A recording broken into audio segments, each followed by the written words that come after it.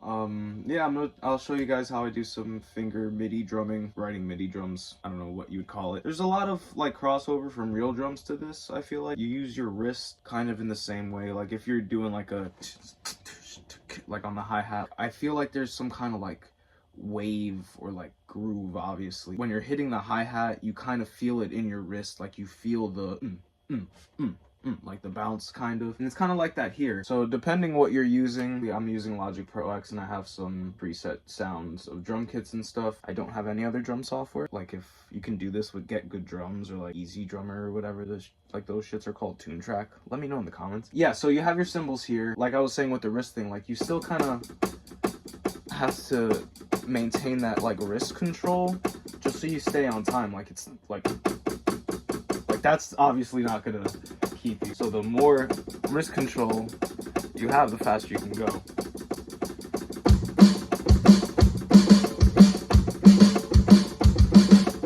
See?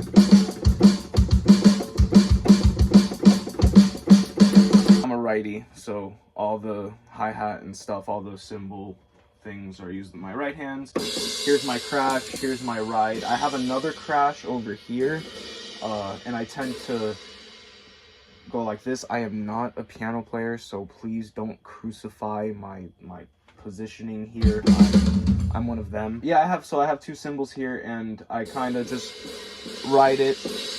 Cymbals, ride it. This is great for just grooves and just getting the structure down for your songs and writing with you maybe playing guitar or whatever. You just feel it. So I'll demonstrate a quick beat here.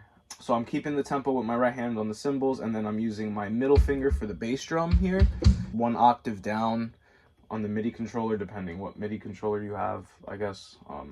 And then your snare is right next to that. You have 2 snares with Logic. You have like a kind of softer, like warmer snare, and then you have like I think a rim shot.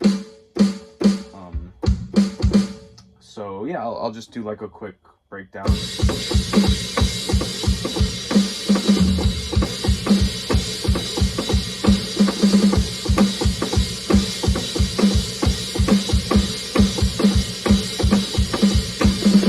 Yeah, so and then you have your toms right next to your snare here as well, which kind of gets a little confusing because you see your rack tom is over here and then your floor tom is here, which somewhat also makes sense at the same time because your floor tom would be here and then your snare would be here, so you have that and then you have, you know, so if you're a drummer that only uses those things, then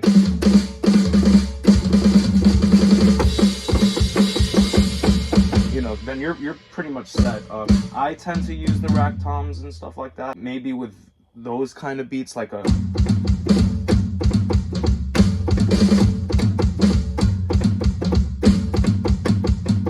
I'm switching my fingers here on my right hand and still keeping the beat.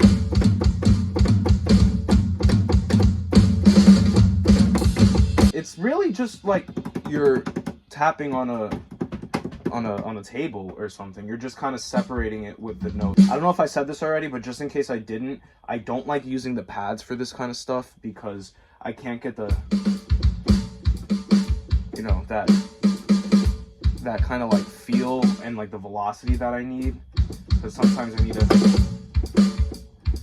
you know, you don't always, it's not always the same. I think you can transfer that over here, but it just doesn't feel natural. Like in switching from your cymbals and stuff, I personally feel like I'm just flying all over the place. Yeah, with that too, I have a ride cymbal here next to my cymbals always as well. You got to hit the cymbal and the kick drums at the same time, which is kind of hard to do, especially if you're trying to like land a fill off of the one. Like if you're trying to hit a, just got to make sure your middle finger is there. And beats like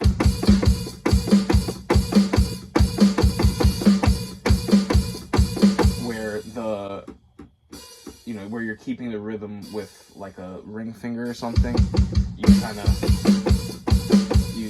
I know I'm doing it fucking flawlessly here, but I usually forget to hit the kick drum. And yeah, like I said, it's really, really good for just, you know, those songs where it's verse, chorus, outro, whatever, like not a lot of just kind of like syncopated fill type area. Like, you know, like in like a lot of math rock, there'll be parts where everyone is kind of in the same realm, but they're kind of in the same rhythmic area, or sometimes they're not even in the same rhythmic area. It's just like a very cohesive spastic groove going on, but it's still a groove, and that's kind of hard to do in this way of drumming. But you know, for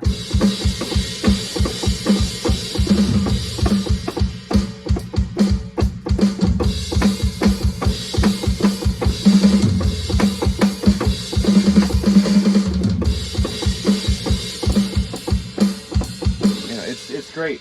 You know, songwriting, as long as you have an ear for drums. This definitely crosses over to trap beats as well. 808 flex, right? That's what everybody tends to use.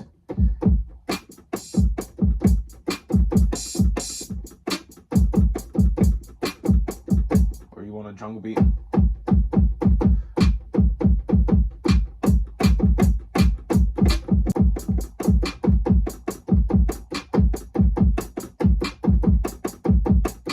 Obviously, if you want the really